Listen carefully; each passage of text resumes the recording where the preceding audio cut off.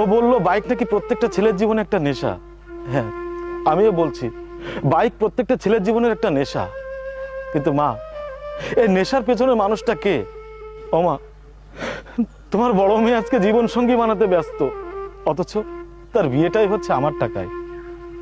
সে বা তারা একটাবারের জন্য ভাবলো না যে মানুষটা প্রবাসে গিয়ে এতটা কষ্ট করে টাকা উপার্জন করে তাদের স্বপ্ন পূরণ করেছে, সেই মানুষটা লাশটা ছাড়িয়ে দাফন করার কথা। আসলে সব নষ্টের মূল হচ্ছে টাকা। টাকা ছাড়া যেমন চলা যায় না, টাকা ছাড়া যেমন ভালো কিছু করা যায় না, ঠিক তেমনি টাকা থাকলেও সেই টাকা খারাপ সময়ে কাজে আসে না। সেই টাকা খারাপ সময়ে কাজে আসে না রে মা। আমি মনে করতাম আমার আত্মীয় স্বজন, আমার ভাই বোন আমাকে অনেক ভালোবাসে, কিন্তু না, তারা যে আমাকে কতটা ভালোবাসে সেটা তো আজকে আমি দেখতে পাচ্ছি মা। বাবা, বাবা তুই কই? আমি তোর মুখে একটু হাত বুলাই দেখি বাবা। কেন মা, তুমি আমাকে দেখতে পাচ্ছ না মা? না রে বাবা, আমি তোমার চোখের চিকিৎসা করাইনি। হায় রে পোড়া কপাল আমার। 1 বছর আগে বাবার অ্যাকাউন্টে আমি 10 লক্ষ টাকা পাঠিয়েছি তোমার চিকিৎসা করার জন্য। বাবা তো আমাকে বলেছে তোমার চিকিৎসা হয়েছে, তুমি সম্পূর্ণভাবে দেখতে পাচ্ছ। মা, মারে, আমি তোমার অযোগ্য সন্তান।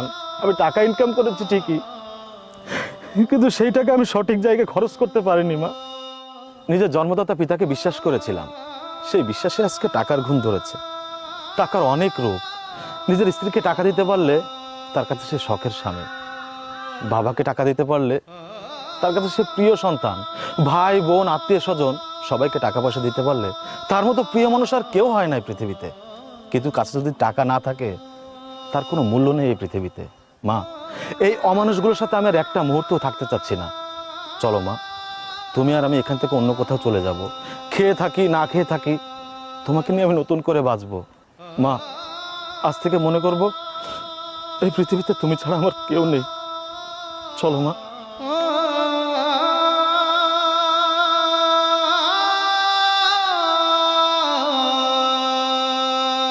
বাবা, এগুলো কি হয়ে গেল?